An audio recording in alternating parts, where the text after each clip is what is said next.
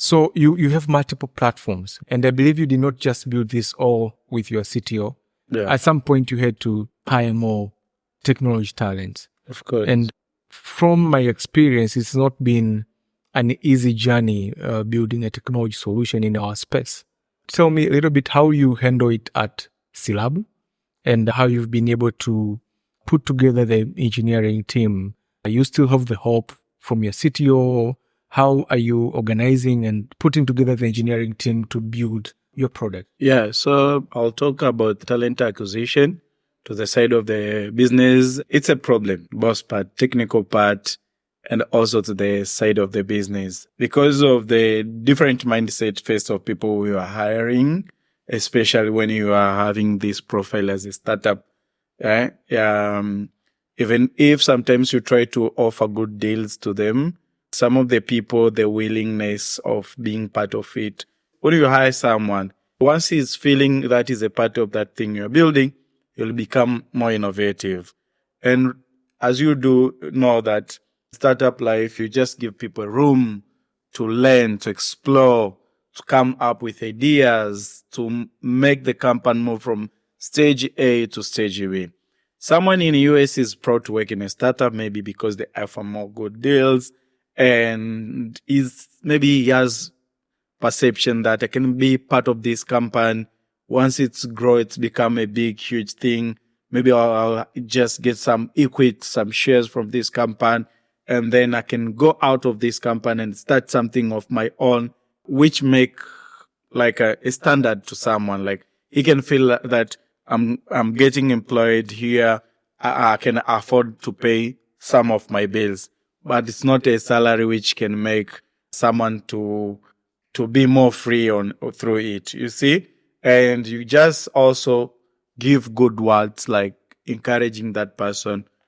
One time will grow and will get somewhere. And all these things are not going to be fast. You see, that depends with what you guys are building. You see? Yeah, and what much of customers are coming in to bring revenues to your company, to drive sustainability, or how much good investors are willing to invest in that kind of startup. So you can see your friend hired, let's say, to fintech, which attracts more of investment. Fintech companies are more exposed to funds and they can pay good people.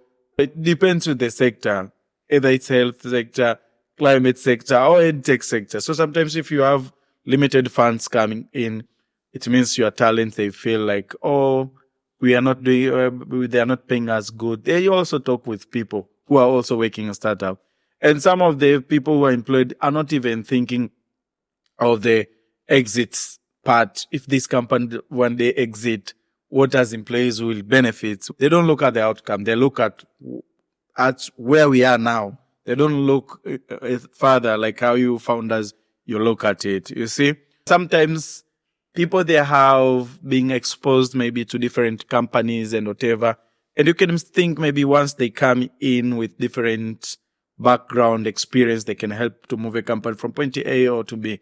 But it turns out to be bad hiring sometimes. So you can end up with people, their contracts by agreement and everything. But once they get out there, they talk bad about your company, you see? So when it comes to hiring again, it becomes a really, really huge problem. We are in that life, you see? People coming, people go. And it's okay. Some do the best. They do great job until maybe your partners, they can take that person. And you are not feeling bad because you can't afford to pay him. And you are glad my employee as getting out of my company is going to my partner's company. So you are happy because you are looking to nurture another person with a similar charisma, attitude, aptitude, whatever the actions, getting things done. You are looking for another person like that. You see? So people can come from different background, but some can be a lawyer, but a good seller. So all those things. But now when it comes to the technical side, that is a very crucial part.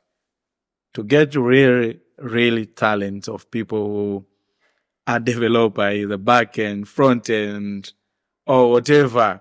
You see? You name it. But those people are very hard to First of all, it's not to manage. They're always listening. Technical people, they're listening. They do what you ask. Do you say that is true? To keep them, it's a problem. They have different offers, different opportunities every day. So someone just choose where I can stay. You see? So that is being a problem also to Silabu. You're competing with giant people like Vodacom, Tigo, Allotel, and Airtel, and other people who are they're every day into technology. App software, competing with those people. They see someone is good at Silabu. They look at your user interface, how your features working, and that person can just say, next month I won't be here, guys. My mom is sick, so I think to take some time off. After a few times, you see someone is working somewhere. So it's hard to manage talent. We have been really, really into that, and sometimes we are lucky to have the CTO who is very dedicated, right? Actually, that department is the one which has a lot of people who are coming in, stay for some time, then they leave. It's not they are good or they didn't like to build to Silabu. They have better offers and they're gone. You see? Yeah, so maybe I advise a lot of people should take computer science studies, computer engineering studies, telecommunication engineering, all those things related to coding. Maybe, probably, it will help to have more talents in the Tanzanian startup ecosystem. And we can't compete much with big people, giants or medium enterprises. We won't be at that level. So at least you can see getting to a combinator. They always advise, if you're building, what combinator is all about technology. It's either you all are technical founders or one has to be a technical founder. You see? So how you can be solo technical founder. They don't want solo non-technical founder. They have a lot of people doing coding every day.